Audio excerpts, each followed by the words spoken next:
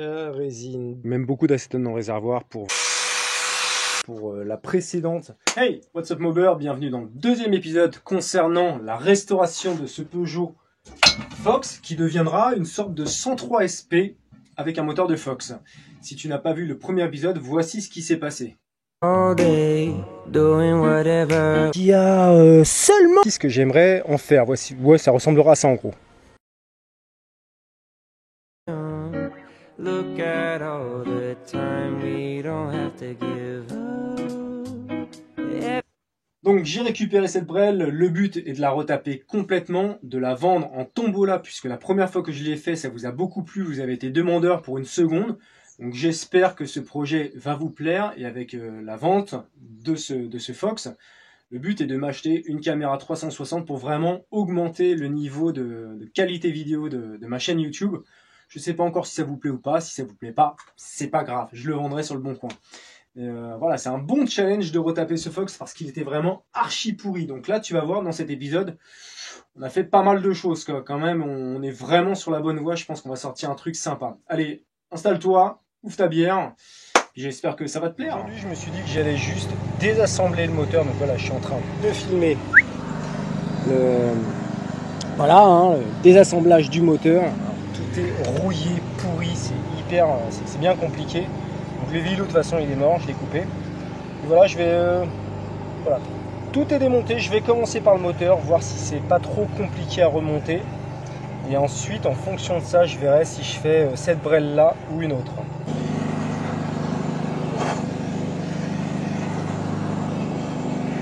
Voilà, pour le désassembler, on y va à la bourrin, parce que tout est cuit de toute façon.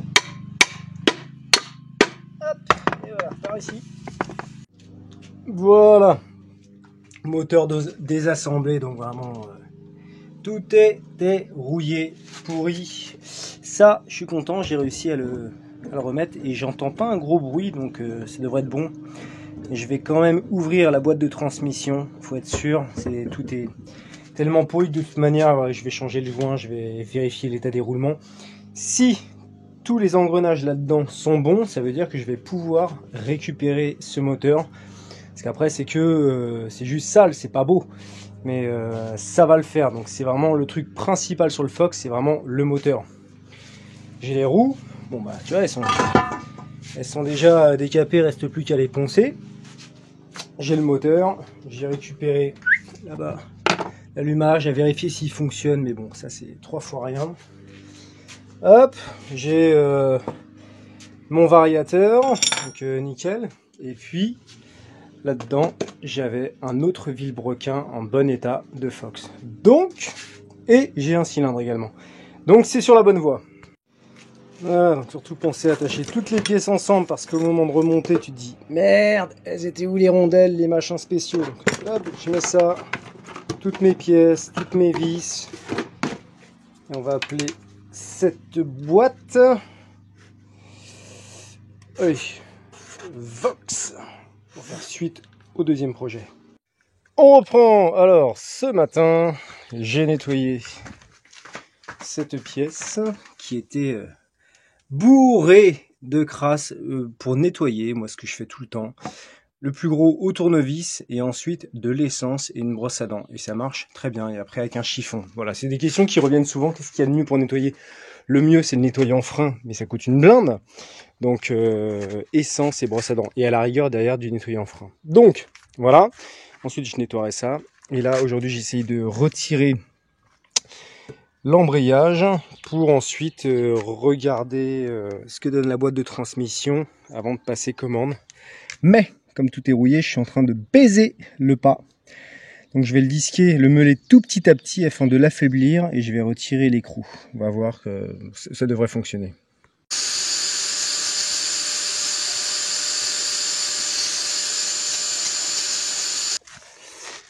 Voilà, le but c'est juste de gratter la matière millimètre par millimètre sans toucher le filetage pour affaiblir l'écrou et à la fin pouvoir le retirer. D'autant plus ça fait chauffer l'écrou. Je précise qu'avant voilà, j'ai quasiment tout essayé. J'avais mis de la WD, j'avais chauffé au chalumeau pour la retirer, rien n'y fait. Donc plutôt que de forcer et de complètement le flinguer cet écrou, bon bah voilà, il me reste ça. Normalement, ça fonctionne. Hop, voilà la gueule de la vis et à force de travail et de patience.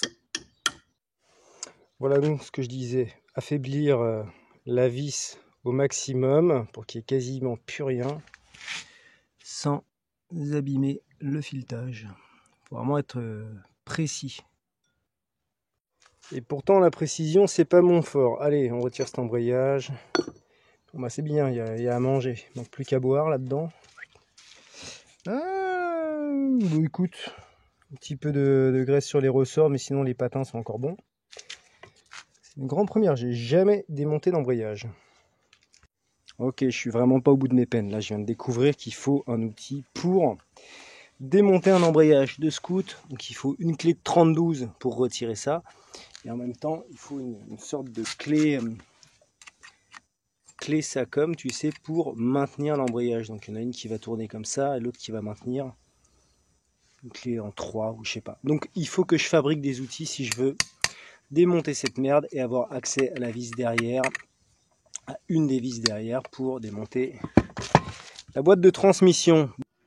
Alors merci Internet et le groupe 103 Fox France sur Facebook, parce que j'étais pas trop certain de comment le démonter. J'ai posé une question direct, on m'a dit bah attends, t'as juste à le soulever, hop, et voilà. Et par contre pour enlever l'écrou, enfin désolidariser l'écrou du canon, voilà, on m'a donné pareil plein de techniques de galérien. Je ne suis pas obligé de me fabriquer un outil, sauf la clé de 32 que j'ai dû me fabriquer. Mais bon, c'est bon, il y aura des techniques. Bon, bah le truc, voilà, il y a à manger, mais il a l'air fonctionnel. On va tester tout ça. En fait, malgré que tout semble vétuste, c'est vétuste d'ailleurs, ça semble plutôt sauvable. En fait, on est quand même sur la bonne voie pour ce Fox. Plus je le démonte, plus je suis confiant. Je me dis, on va pouvoir le rénover. Et encore une fois, c'est un bon challenge en fait de partir d'une base toute pourrite et de dire, ah, on va quand même pouvoir sauver une brêle, quoi. Voilà, et maintenant qu'il n'y a plus rien, je vais pouvoir démonter la boîte de transmission et regarder l'état des cannelures, des engrenages, des roulements. C'est capital.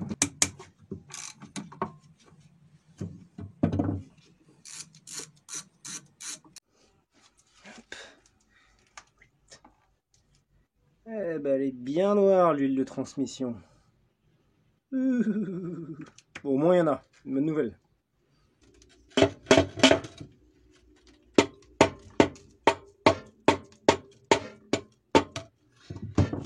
Bien collé cette saloperie, putain. On n'a pas oublié une vis, moi j'ai oublié une vis. Saloperie.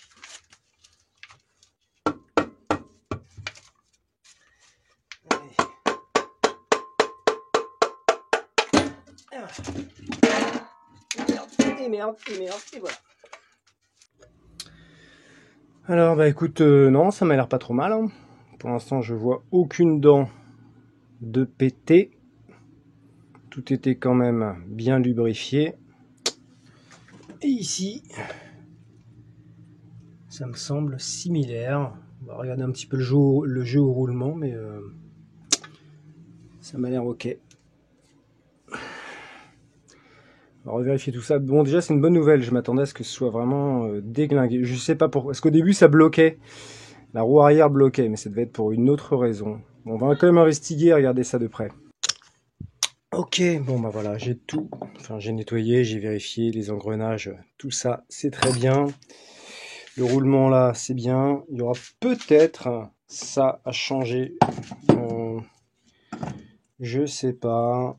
Le Janspi a l'air bon. Enfin, en tout cas, il n'y avait aucune fuite ici, donc ça m'a l'air bon. Voilà, je suis confiant pour la suite. Et puis c'est bien, moi, ça m'a permis d'ouvrir et de voir comment ça... Je savais en théorie comment ça fonctionnait, mais voilà, maintenant, une boîte de transmission de scooter, je sais exactement comment c'est, comment on le démonte. Donc je suis content, j'ai appris de nouvelles choses. Le pilote là-bas, pareil. C'est bon, tout va bien. R.A.S. Quoi de neuf dans les chaumières? Continue la petite vidéo quand j'ai le temps. J'ai reçu de la pièce. Je te montre où ça en est le moteur et après on va passer au cadre. Voilà le petit moteur. J'ai fait un petit montage à blanc. Alors en fouillant dans toutes mes pièces, tu vois, j'ai retrouvé une culasse, j'ai retrouvé un cylindre et en plus c'est un cylindre de Fox, je suis content.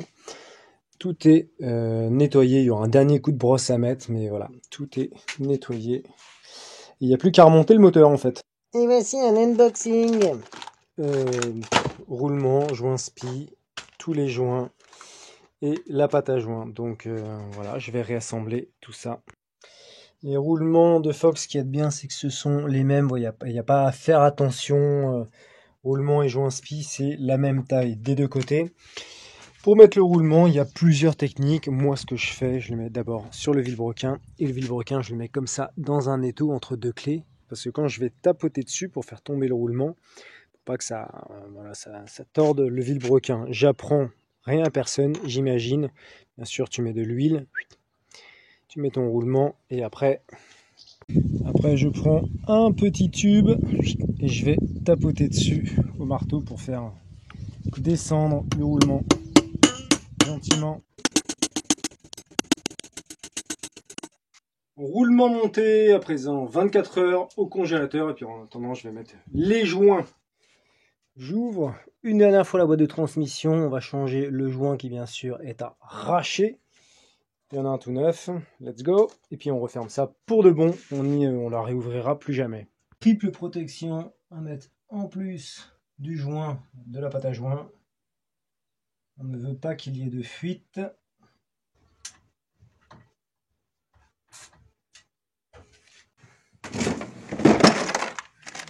Oh là là. Ouh là là là là. Le congélateur. C'est dégueulasse. Ouh les gars, congélateur. Pas toucher le congélateur de madame. Hein. Ouh là là là là là. Ouh là là là là.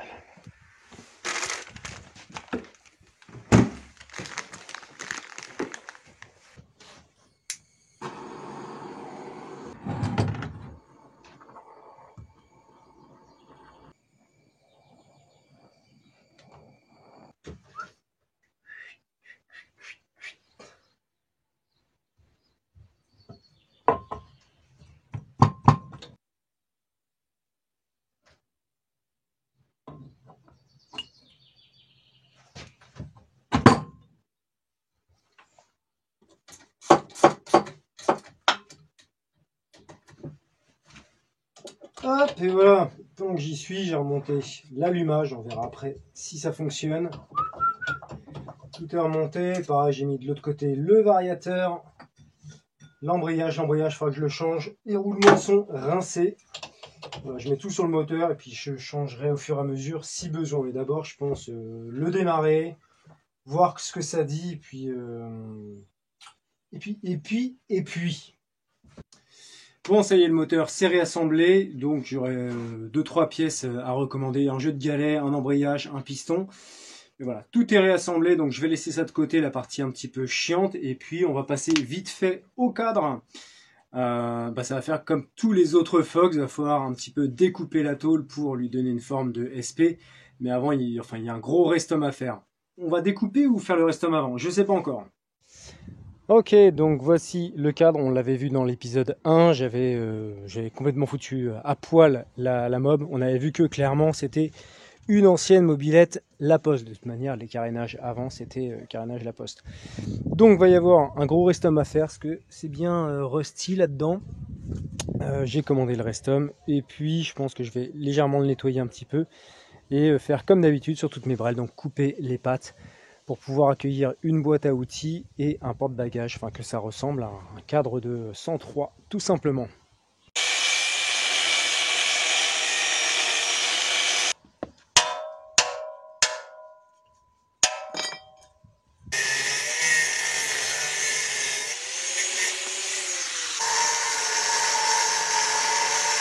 Préparation peinture, voilà, on va décaper la jante. Alors ce qu'il y a de bien, c'est comme c'est la maladie des jantes de RCX, l'aluminium qui est là-dessus produit beaucoup d'alumine et donc ça faisait sauter la peinture. Donc j'ai même pas besoin de la décaper avec du décapant ou ce que tu veux, un coup de brosse métallique et tout saute immédiatement. C'est très facile de la mettre à nu.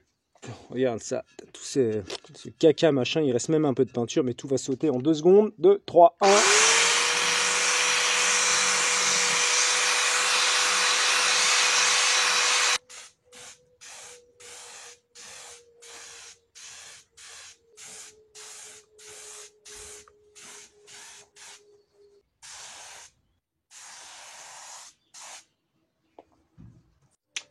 Et voilà les gars, bah écoute, c'est pas trop dégueulasse, je suis plutôt satisfait. La peinture a bien réagi, c'est propre, donc voilà, ce sera les couleurs de la Brel, jaune et noir. Pour la précédente, la Vogue Chrono que j'avais mis en tombola, c'était rouge et noir. J'avais fait un vote. Et la deuxième couleur qui était ressortie le plus dans les votes, c'était le jaune. Donc cette fois-ci, je demande pas l'avis, je le fais directement en jaune. Ça me plaît bien. Donc voilà, ce sera jante jaune, cadre jaune et tout le reste en noir. Donc garde-boue, porte-bagages, etc. Ça devrait rendre vraiment pas mal. J'ai déjà quelques idées. Et peut-être un petit peu de blanc. À voir. Salut les followers, aujourd'hui on va faire un unboxing. Hop, et voilà, c'est unboxé. Donc, je vais pas en parler des heures. Le Restom, je pense que tout le monde connaît. Si tu ne connais pas, c'est un traitement qui va permettre de rénover ton réservoir. Il y a plein de choses comme ça sur le net pour de produits qui fonctionnent très bien. Le gros avantage du Restom, c'est que il y a une résine qui va vraiment protéger tout l'intérieur de ton réservoir s'il est bien rouillé, ce qui est le cas du mien. Donc c'est un peu cher, c'est entre 40 et 50 euros, mais vraiment ça vaut le coup, parce que expérience personnelle, tu rénoves une brelle, tout ça, tu passes du temps, et au moment où tu mets l'essence, tu as une fuite, t'es deg, t'as plus qu'à tout refaire ou changer le cadre. Donc voilà, il vaut mieux mettre un peu d'argent et être certain que tout fonctionne. De quoi c'est composé ce kit? Tu as un super dégraissant, voilà, pour nettoyer le réservoir. Ensuite, tu as un phosphatant, je crois que ça s'appelle comme ça, dérouillant phosphatant pour dérouiller le réservoir. Donc ça, voilà, tu mets ce produit-là avec de l'eau chaude pendant une journée, tu remues tout ça, tu t'enlèves, tu rinces. Ensuite, pareil avec ça, une journée pour tout dérouiller. Une fois que le réservoir est complètement sec, tu mets le durcisseur, la résine dans le réservoir, tu remues dans tous les sens pour que la résine se répartisse bien partout dans le réservoir. Donc avant de faire ça, nous allons constater l'état du réservoir et puis on va pouvoir se faire un petit avant-après. On va faire ça avec le smartphone, j'ai pas de caméra endoscopique, alors qu'est-ce que ça dit? Bon, aux abords là, c'est bien rouillé. Par contre, surprise, à l'intérieur, je m'attendais à ce que ce soit plus rouillé que ça. Vraiment, je suis tombé sur des cadres qui étaient bien pires, que j'ai pu récupérer avec du Restom ou d'autres produits. Là, ça va, j'ai l'impression que c'est juste de la petite rouille de surface. Donc bref, dans tous les cas, voilà, coup de Restom pour que vraiment on parte sur une bonne base. Alors, juste avant, je vais quand même passer un coup d'eau dedans, pour enlever le maximum de merde et de rouille. Et après, je vais mettre le dégraissant. Rien de ouf, hein, tu mets le produit. Et après, tu mets de l'eau bouillante. Ce qui est, de toute façon, tu lis la notice. Je ne t'apprends rien, je pense. Voilà, donc j'ai mis 2 litres là-dedans. Il faut le laisser agir au moins 5 heures. Et secouer régulièrement pour que voilà, le produit aille partout. Par contre, pour le dérouillant, c'est pas plus de 2 heures. Et faut vraiment être à côté, il faut souvent remuer, il ne faut pas que le produit cristallise. Sinon, ça te nique tout. Bon, je te la fais courte, voilà, tout est indiqué là-dedans. Bon, j'ai bien fait de faire ce Restom. Je suis en train de faire la solution phosphatée pour enlever la rouille. Et au début, j'ai vu qu'il y avait un peu de flotte ici. Donc hop, j'ai essuyé, mais ça revient toujours. Donc ça veut dire qu'il y a un micro-trou. Donc ce qui est bien avec le Restom, c'est comme je disais, il y a une résine, donc ça va un peu colmater tous les trous. C'est important de le faire. Sur le premier Fox que j'ai eu, là, le vert, j'ai regardé l'intérieur du réservoir, il était nickel. Je me dis, bon, bah je fais pas de Restom. Une fois que j'ai fait la peinture, c'est apparu, donc maintenant ça pisse un peu. Sur la 103 Dirty Pug, c'est pareil, le réservoir était ok, j'ai pas fait de Restom. Pareil, là au bout d'un mois ou deux, hop, ça a un peu percé la peinture, il y a de l'essence qui s'échappe. J'ai peur pour le Vox que je suis en train de faire actuellement. Parce que bah, j'ai pas encore mis d'essence, mais à mon avis, ça va arriver. Je crois que sur les phases 2, sur les 103 phases 2, il est impératif de faire un Restom parce qu'il doit y avoir une faiblesse ici au niveau des soudures, quand le cadre est vieux. Et même si c'est pas rouillé, même si c'est pas pourri, ça va quand même pisser. Du coup, moi, ça fait 3 cadres que j'observe ça. Donc je me dis, dorénavant, voilà, les 103, les Fox, ça passe obligatoirement par un Restom. Si tu veux pas voilà, faire ta peinture et que tout soit baisé ensuite, quoi. Ce serait vraiment trop dommage. Voilà, la petite maladie des Fox phase 2. Alors que pourtant, les phases 1, j'ai déjà tombé sur un réservoir pourri. J'avais juste nettoyé et dérouillé, il n'y a jamais eu de fuite. Sur le Fox, un exemple, voilà, ça l'avait fait ici. Il y a toujours un petit peu d'essence. Pourtant, bah après, derrière, j'avais mis une résine époxy pour tenter de boucher. Ça avait marché un mois, puis ça avait recommencé à fuir. Donc voilà, deg. Sur celle-ci, la Dirty Pug, bah, un mois après que je l'ai terminée, pareil, au même endroit, ici. Alors qu'à la base, il n'y avait pas de fuite. La Peugeot Vox, pour l'instant, il n'y a rien, tout va bien, mais à voir. D'ailleurs, exclusivité, je crois pas que j'ai encore sorti la vidéo à ce sujet sur la Vox. À mon avis, ça va fuir. J'ai vidé mon eau de merde. Donc, il y a quand même pas mal de rouille.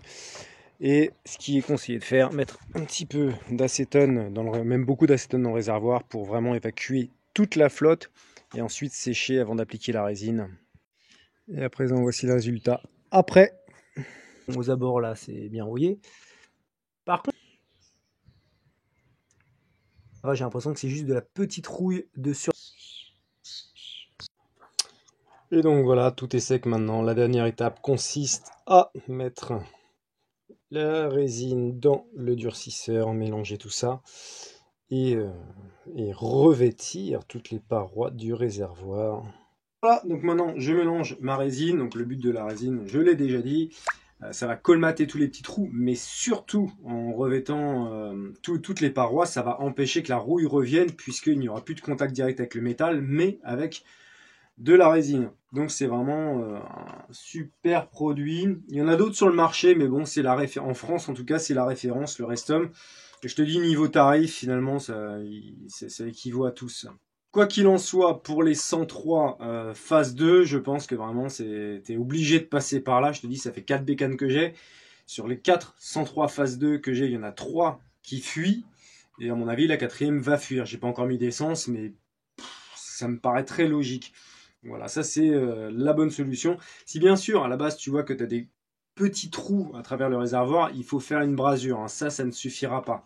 Mais pour des micro-trous, comme voilà la jonction des soudures, ça va tout colmater et ça va bien fonctionner. Allez, c'est parti, on a bouché le trou. Surtout, évidemment, tu le fais, ne laisse pas le robinet d'essence. Et puis, on va mettre la résine dedans et ensuite tout remuer. Je lâche la caméra parce que je sens que je vais faire des conneries là. Voilà, maintenant le but, ça va être de tourner le réservoir sans dessus-dessous pour que la résine aille partout sur toutes les parois, que tout soit bien répandu. Et ça, il va falloir que je le fasse pendant quelques heures, surveiller, parce qu'elle met 6 heures à sécher. Bon, j'avais dit que je parlerais pas trop du Restom, mais en fait, finalement, j'en ai parlé. Peut-être qu'il y en a certains d'entre vous qui connaissent pas ou qui l'ont jamais fait. Et je voulais surtout souligner l'importance de le faire. Parce que, voilà, comme je l'ai dit, tu vas refaire complètement ta brelle. Au moment où tu vas mettre de l'essence, tout va être foutu. C'est dommage. C'est 50 balles, ça fait chier de mettre 50 balles. Mais quand même, ça vaut le coup, quoi.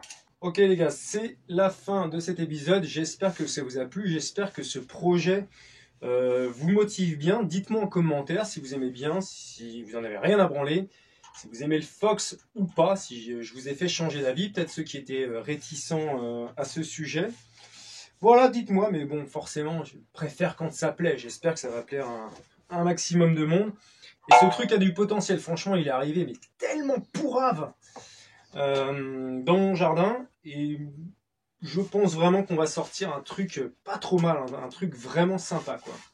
Je le répète, à la fin, il sera en vente, soit en tombola, soit, si ça vous tente pas à tombola, bah, soit sur le bon coin. Moi, le but, c'est de dégager un bénéfice de ça, pour derrière m'acheter une caméra 360, augmenter la qualité de la chaîne. Là, on est un petit peu sur un wheeler dealers, tu vois, tu récupères un truc pourri, tu le retapes, et tu fais une plus-value. Tout travail mérite salaire, moi je trouve ça normal, sans le vendre à un prix démesuré, bien sûr. Et voilà, l'objectif est de se dégager un bénéfice pour la chaîne, pas pour mes poches, mais pour la chaîne en général. Bref, t'as compris. Je vais pas l'expliquer aux 3 personnes qui ne comprendront pas. C'est pas grave. Ciao les gars, à la prochaine.